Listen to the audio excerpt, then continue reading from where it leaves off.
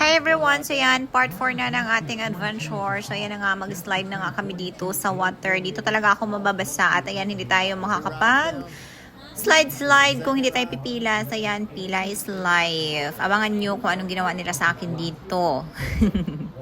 So ayan, sobrang proud talaga ako sa sarili ko dahil takot talaga ako sa mga rides. Pero 3 rides talaga yung nagawa ko dito. Oh my God, I'm so proud talaga. Pero hindi na talaga ako ulit, promise. So, ayan nga, dito nga kami, yan, nakikita niyo yan, dyan kami ngayon, pupunta at rides namin yan, at dyan talaga nila ako talagang, binasa talaga nila ako ng bongga-shoes. We're stuck. It's not working. Good luck.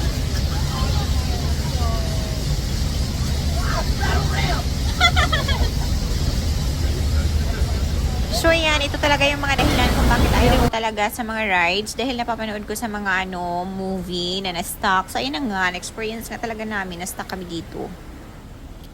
So, ayan, tumawag na nga sila ng help para maayos nila yun dun sa taas. Dahil kailangan talaga yung nasa taas na yan, yung parang escalator, bababa yan, or elevator, whatsoever.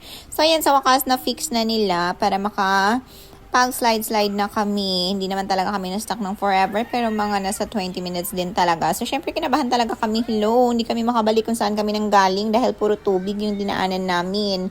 Iwan ko lang kung ano gagawin nila kung ma-stuck kami dito. So, yan, let's go na. Adventure begin again. Kinakabahan talaga ako sa mga mangyayari, pero sige lang talaga. Part of growing up, char. So, ayan na, dahil naayos na nga nila. So, kami na yung next, the moment of truth. Talaga naman. Ito talaga yung experience. Hindi ko talaga makakalimutan.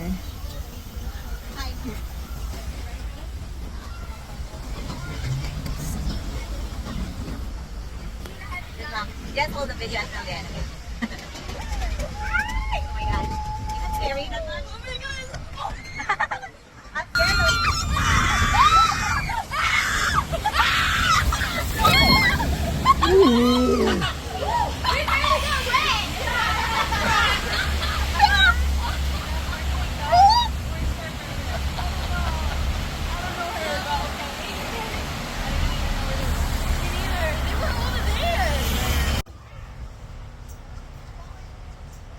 Did you get wet?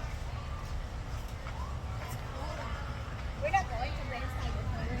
So, ayan, just go after to the nila car? ako binasa, sobrang hangin pa. So, nag-dry up muna kami. So, ayan, basta talaga ako dyan. Picture muna, pero video yung ginawa ng asawa ko. So, ayan, pauwi na kami dito. Nag-enjoy naman talaga ako, pero ayan talaga, hindi talaga ako aware na mababasa kami. Where So, are we ayan, now? basa akong umuwi. Yung panties After ko, you basa. soak me through the water, you're going to feed me. I'm hungry.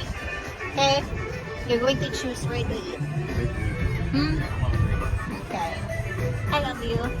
Thank you for today. It's amazing experience with you. So, ayan, thank you so much everyone for watching. Appreciate ko na sinamahan niyo kami sa aming adventure and sana more adventure to come sa amin na mag-asawa. At syempre, soon sa Philippines na kami mag-adventure, abang-abang. At ito yung favorite ko talaga dahil napaka-relax lang. Pero binasa pa rin naman nila ako dito. Ang saya lang nito kasi parang lang, nahawakan ko sila ang lambot nila. Parang jelly. Ewan ko kung hahawakan nila ko. At hindi ko talaga pa rin maintindihan ko ng pangalan. Hindi ko ma-remember kung ano pangalan nito. Pero ang cute, di ba? Ewan ko kung nangangagatong ng ganitong ano. Pero wala na, yun na nga. Salamat sa lahat ng mga nanonood. Sana i-share nyo ang ating video. And don't forget to leave a comment kung gusto nyo ng more adventure na magkasama kami ng asawa ko. So, ayan. Bye-bye. Have a good day, everyone.